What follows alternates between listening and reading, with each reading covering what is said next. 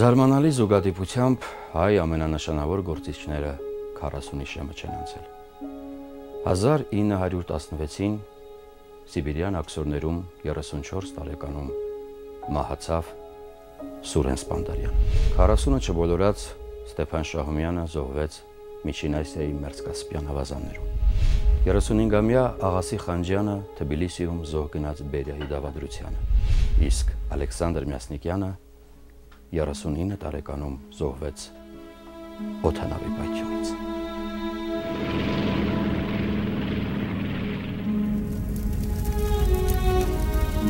Բայց խորհրդավորը տվյալ դեպքում տարիքային շեմը չէ։ Հանելուկ է մնում այդ մարդկանց հոգու երկատվածության առեղծվածը։ Առաջին քրիստոնյաների մոլեռանդությամբ միջև ուղնոցուցը ապազգային գաղափարի հետևորդ ու պաշտպան դառնալով, նրանք բոլորն էլ էությամբ մնացին ազգային երազանքի շահագրգիռ որոնողներ, ազգապաշտպան, երբեմն ռոմանտիկ, ավելի հաճախ սթափ սեփական ծրագրերին հավատարիմ։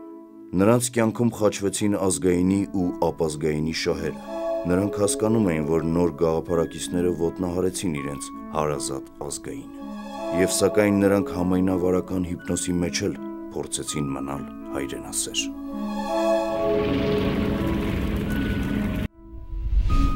«1921 թվականի մայիսի 4-ին Հայաստանի հեղկոմի նոր նախագահը ժամանում է Երևան, իր հետ բերելով 20 վագոն հացահատիկ եւ այլ մթերքներ, որ Մոսկվան ուղարկել էր Սովի ճիրաններում գտնվող Հայաստանին օգնելու համար։ Գնացքը չկանգնեց Երևանի կայարանում, այսպես ավելի ապահով էր։ Գնացքի պատուհանից հայրենիքը թշվառ եւ կիսավեր էր երևում։ Նա գիտեր, որ երկիրը ծանր պայմաններում է եւ որ ամեն ինչ շատ դժվար է լինելու։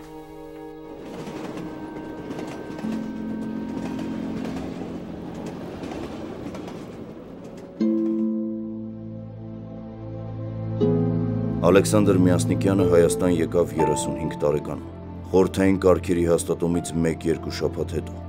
Հայաստանի անփորձ ու նորաթուխ ղեկավարները սխալներ էին գործում, իսկ կուսակցության քաղաքականության մեջ շիլաշփոթ էր։ Խորհրդային իշխանության ճակատագրով խիստ մտահոգ կուսակցության կենտկոմը որոշում է այլևս չհետաձգել Մյասնիկյանին Հայաստան ուղարկելը։ Կենտկոմի կազմ բյուրոյի որոշմամբ Մյասնիկյանը նշանակվեց Հայեղկոմի նախագահ եւ ընդգրկվեց Հայաստանի Կոմկուսի կենտկոմի ու կուսակցության Կովկասյան բյուրոյի կազմի մեջ։ 1976 թվականին Հայֆիլմ կինոստուդիայում Ֆրունզե Դովլաթյանը նկարահանեց երկում գեղարվեստական ֆիլմը։ Զարմանալի չէ, որ հենց Ֆրունզե Դովլաթյանը եւ Խորեն Աբրահամյանը Սարոյեն եղբայրներից հետո պիտի նորից ենթատեքստ դնեին իրենց ֆիլմի մեջ։ Խորհրդային տարիներին փորձել նկարահանել ազգային ֆիլմ, որտեղ բոլշևիկներից կարևոր հայրենասերն ու ազգային գործիչն է, գրեթե անհնար էր։ Սակայն այս արվեստագետները խորհրդային գրաքննության դեմ պայքարի իրենց ձևերն ունեին, եւ կարևորն այն է, որ արդյունքում նրանք կարողանում էին պատմել ճշմարտության գոնե մի մասը։ Նրա հայրը մանր առևտրով էր զբաղվում, նախնիները հիմնականում բնակություն էին հաստատել նոր Նախճեվանում, գաղթելով իհարկե Նախճեվանից։ Ասեմ, որ Մյասնիկյանի ընտանիքը չափազանց հոգատար էր երեխաների նկատմամբ, ընդ որում նա 7 տարեկան հասակում կորցնում է հորը եւ զանազան տանջանքների, այսինքն դժվարությունների ենթարկվում ընտանիքի հոգսը պահելու համար ստիպված աշխատում փոքր հասակից։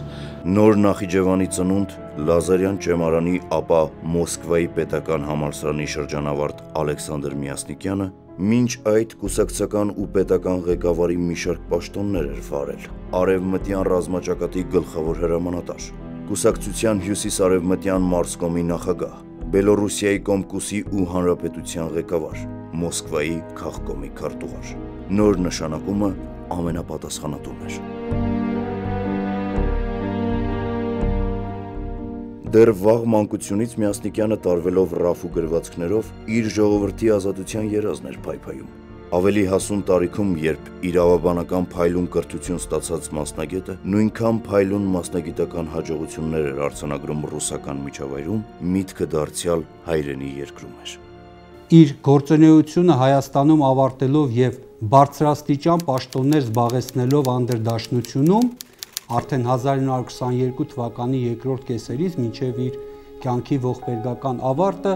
Ալեքսանդր Մյասնիկյանը չէր մոռանում խորհրդային Հայաստանը, նրա խնդիրները, ազգային խնդիրները։ Կուսակցության նոր նախագահին հայրենիքում միանշանակ չընդունեցին։ Ազգայնական որոշ գործիչներ սկսեցին չարախոսել, թե Ալեքսանդր Մյասնիկովի մեջ հայկական ոչինչ չկա, ազգությամբ ռուս է, ծագումով տոհմիկ ազնվական, կինը գեներալի դուստր է։ Համաձայնեք, որ սա ծանոթ երևույթ է։ Հասարակությունը միանշանակ չի ընդունում ուժեղ առաջնորդին։ Զազրախոսությունը բոլոր ժամանակների արատն է, եւ ցավոք դրան չհավատացողները միշտ ավելի հանդարտ են վերաբերվում խնդրին։ Իսկ հետևորդները փորձում են ամեն կերպ հասնել իրենց նպատակին, վերջնականապես ոչնչացնել մարդուն։ Առաջացավ փաստորեն երկու խմբավորում Հայաստանի նոր բոլշևիկյան նոր կառավարության կազմում, որոնցից մի մասը դեմ էր նախկին քաղաքականության շարունակվում, իսկ Մյասնիկյանը իր համախոհների հետ, որոնց կարելի է թվարկել Լուկաշինը, Մակինցյանը, Պողոս Մակինցյանը, Մռավյանը, Ասքանազ Մռավյանը, որոնք կողմնակից էին մեղմ քաղաքականության, ազգային համերաշխության, այսպես ասած, քաղաքականության, որը հնարավորություն կտար, որպեսզի ամբողջ ուժերը կենտրոնացնել տնտեսական բարեփոխումների վրա, տնտեսության, երկրի տնտեսության վերականգնման վրա։ Իհարկե կային հակառակորդներ, դրանք, ասենք, ես կարող եմ թվարկել նախկին Հայաստանի ղեկավարներից Ալիխանյանը, Ավիս Նուրիջանյանը, Գևորգ Աթարբեկյանը, Հայկաս Կոստանյանը եւ կային եւս մի քանի գործիչներ, որոնք բնականաբար չէին ընդունում իրենց մեղքը, համարում էին, որ իրենք ճիշտ են վարվել, համաշխարհային հեղափոխության համար անհրաժեշտ է այդպիսի բաներ, բայց այնպես եղավ, որ Մյասնիկյանը կարողացավ այդ հակառակորդները, այսպես կոչվածներին հեռացնել։ Ով է ձեզ իրավունք տվել։ Հարցնում եմ ձեզ, ով է թույլ լինելու իրավունք տվել։ Ով է ձեզ իրավունք տվել։ Ձեր մայրերը, որ ծնել են ձեզ։ Թե ձեր հայրերը, որ զրկելով իրենց հացի վերջին պատառից սնել են ձեզ, որ դուք ապրեք ու շարունակեք կյանքը։ Թե ձեր պապերն ու նախապապերը, որոնք մոխրի վրա տներ են կանգնեցրել, վարել են կոշտացած հողը և սերմ տվել նրան։ Կանգուցի այդ իրավունք տվել են ձեզ ձեր զավակները, որոնց ինքներդ եք լույս աշխարհ բերել, իսկ հիմա ինքներդ էլ ուզում եք զրկել արևի լույսից։ Այո, դուք ուզում եք դավաճանել ձեր զավակներին, ձեր հայրերին ու պապերին, այն կյանքին, որ տվել է ձեզ ճակատագիրը։ Ինչքան մարդիկ են սպանվել ձեր աչքի առաջ, ինչքան արյուն եք տեսել։ Իսկ դուք ողջ եք։ Դուք ունեք ձեռքեր, ոտքեր, աչքեր։ Աչքեր, որ տեսել են այն, ինչ ոչ ոք չի կարող մոռանալ։ Ոչ ոք իրավունք չունի մոռանալ, մեր գլխի վրա դեռ երկինք կա։ Երկինք, որի տակ բոլորս ապրում ենք, եւ կա այդ երկնքի տակ մի պետություն, որ թույլ չի տա աշխարհին մոռանալու այն, ինչ կատարվեց ձեզ հետ։ Դուք պետք է ապրեք իմաստավորելու համար ձեր մայրերի, հայրերի ու նախնիների անլուր տառապանքը, որպեսզի միշտ հիշվեն ձեր զավակներն ու թոռները, որոնց խլում էին ձեր կանանցից ու մայրերից, եւ ամբողջ աշխարհի առաջ փշրում էին նրանց փխրուն գանգերը։ Մենք իրավունք չունենք հուսահատվելու, իրավունք չունենք թուլանալու կյանքի հավատը կորցնելու։ Մենք պիտի ապրենք, որպեսզի տեղ չմնա նրանց համար, ովքեր սովոր են սպանելու։ Ով է ձեզ իրավունք տվել հաշտվելու նրանց հետ, ովքեր ձեզ սպանում էին։ Ով է ձեզ իրավունք տվել մարդասպանին հանձնվելու։ Ով է ձեզ իրավունք տվել հաշտվելու այն մտքի հետ, որ դուք չպետք է ապրեք այնպես, ինչպես այս հողագնդի վրա ապրում են բոլոր մարդիկ։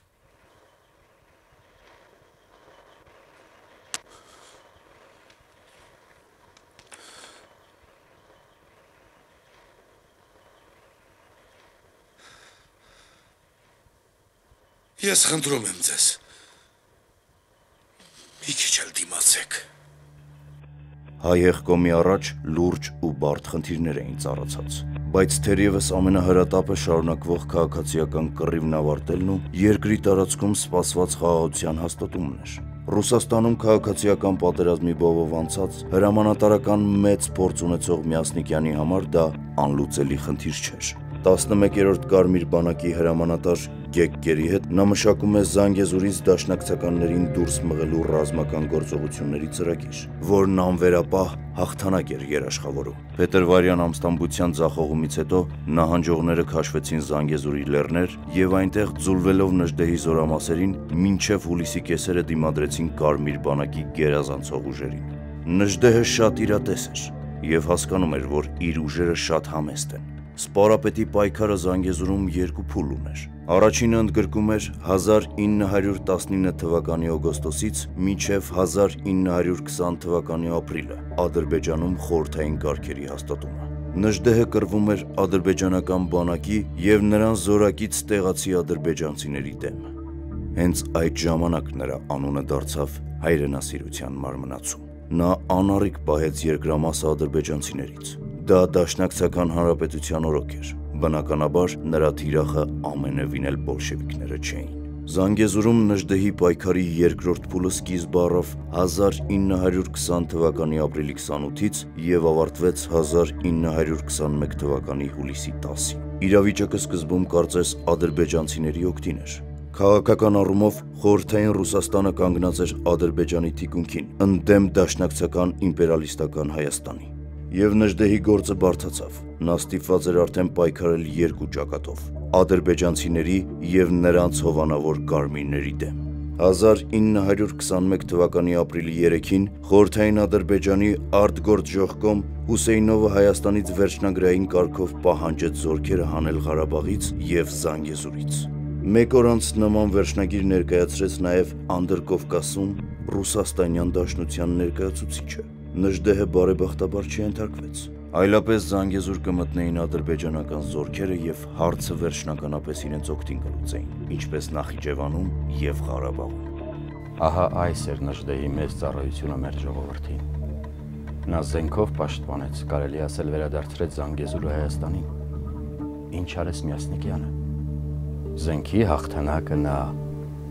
ամրապնդեց դիվանագիտությամբ։ Նա մեծ դեր խաղաց նաև խորհրդային Հայաստանի տարածքային խնդիրներում։ Պետք է նկատի ունենալ, որ գտնվելով եւ խորհրդային Ռուսաստանում շփվելով հուսակցական բարձրաստիճան ղեկավարության հետ, այնուհետև նաև Հայաստանում, Անդրկովկասում նա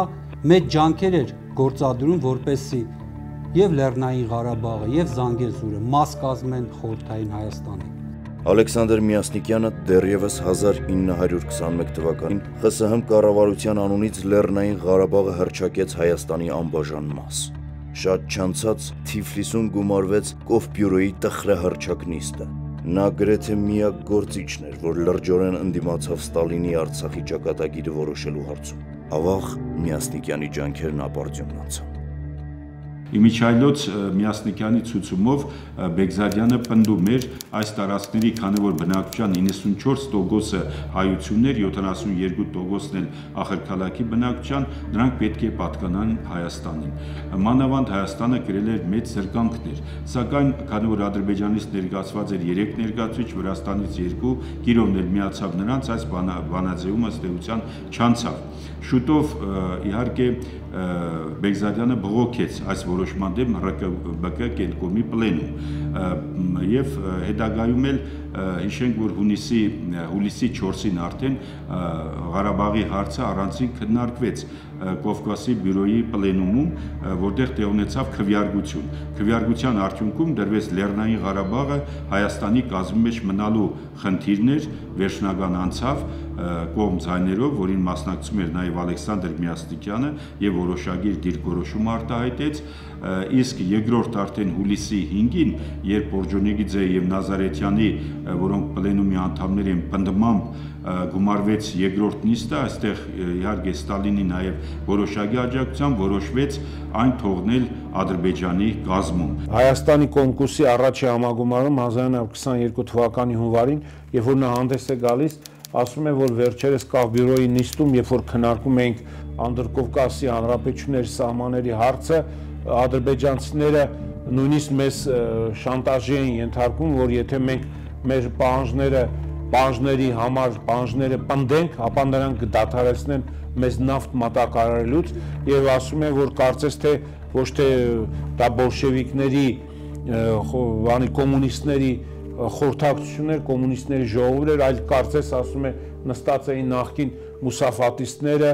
դաշնակները եւ մենշևիկները, այսպիսի բնութագիր ունի նա այդ հարցի վերաբերյալ, բայց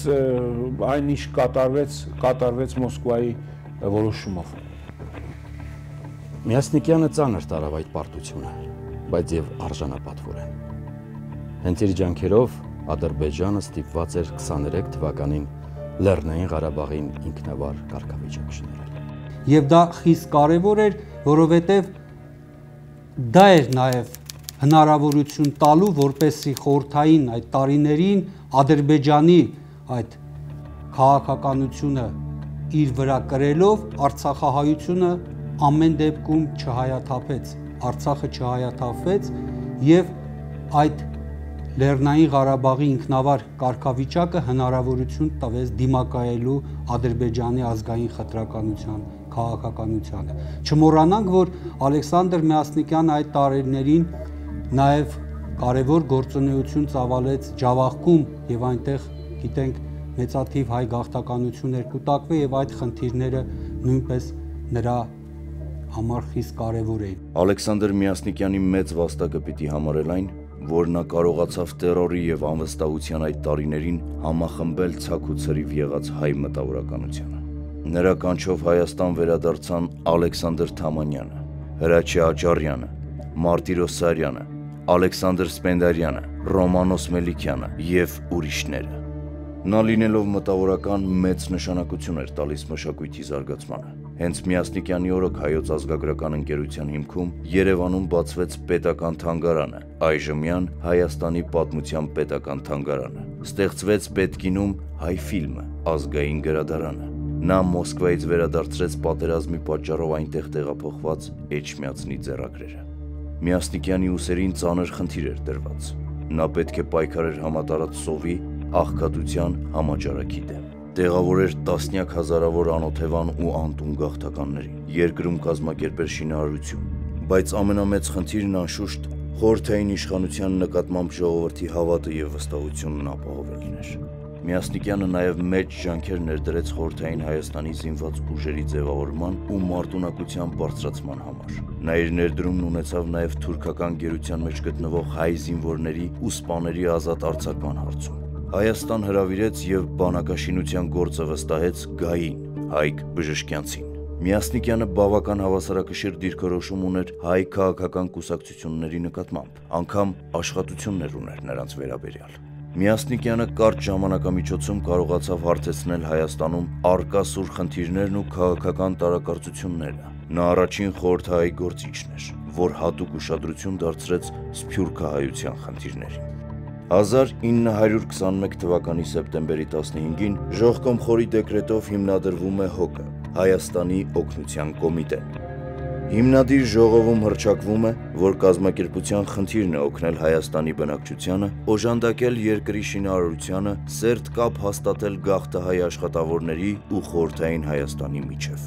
Ալեքսանդր Միասնիկյանի գլխավորությամբ ծնունդ է առնում մի շրջահայաց, բախտորոշ ծրագիր, որը մեծապես օգնում է երկրին։ Աշխարհի հայաշատ վայրերում բացվում են ՀՕԿ-ի մասնաճյուղեր, որոնք ղեկավարում են ազնիվ եւ սրտացավ հայեր։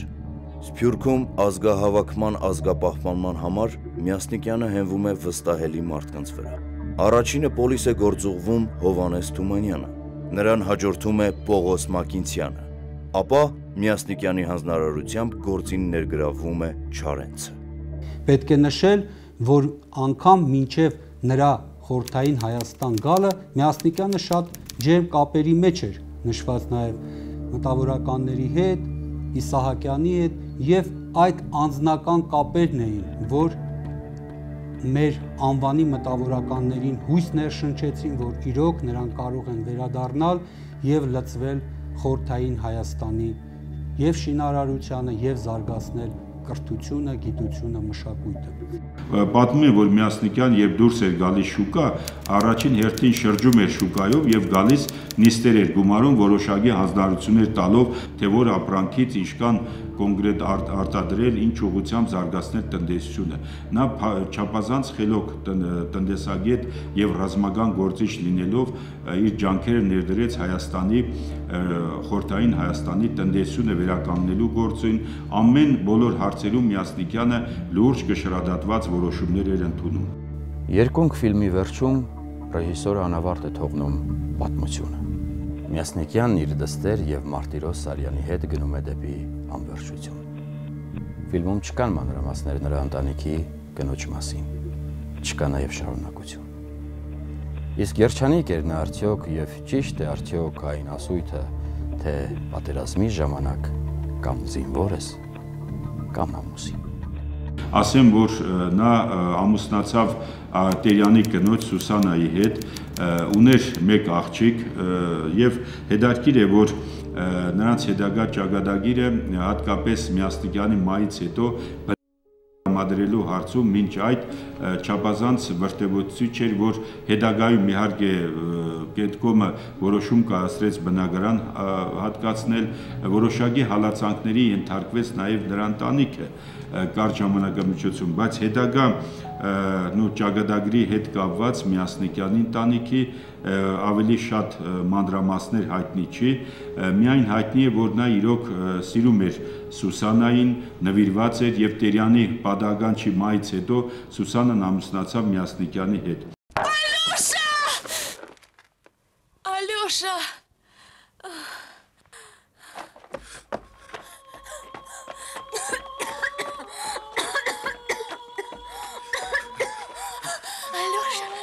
Աստված, վերջապես, արյուն է թքում։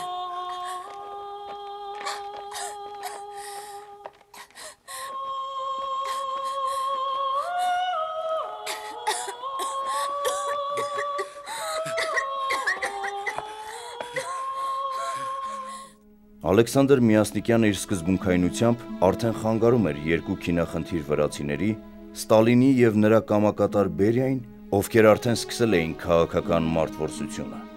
1925 թվականի մարտի 22-ը ճակատագրական եղավ Միասնիկյանի համար։ Կուսակցության Կենտկոմի հանձնարարությամբ նա պետք է մեկներ Սուխում, մասնակցելու Աբխազիայի խորհուրդների համագումարի։ Միասնիկյանը Անդրկովկասի չեկային նախագահ Սոլոմոն Մոգիլևսկու եւ բանկյուղտեսչության ժողկոմ Գևորգ Աթաբեկյանի հետ գերմանական Յունկերս օդանավով շարժվեցին դեպի Աբխազիա։ Նրանց ինքնաթիռը այրվեց օդում։ Աղետը հետաքննող հանձնաժողովը երկու անգամ մանրակրկիտ ուսումնասիրեց վթարի պատճառներն ու բնականաբար կասկածելի ոչինչ չգտավ։ Պաշտոնական վարկածով օդանավի վթարի պատճառը ուղևորներն էին, որ իբր ծխել էին սրահում։ Արդյոք պատահականություն էր այդ ավիավթարը։ Թիֆլիսի պետօպերային թատրոնում կայացավ Սքո պատկառազդու արարողություն եւ եղան հիշատակի վեհամբարձ խոսքեր։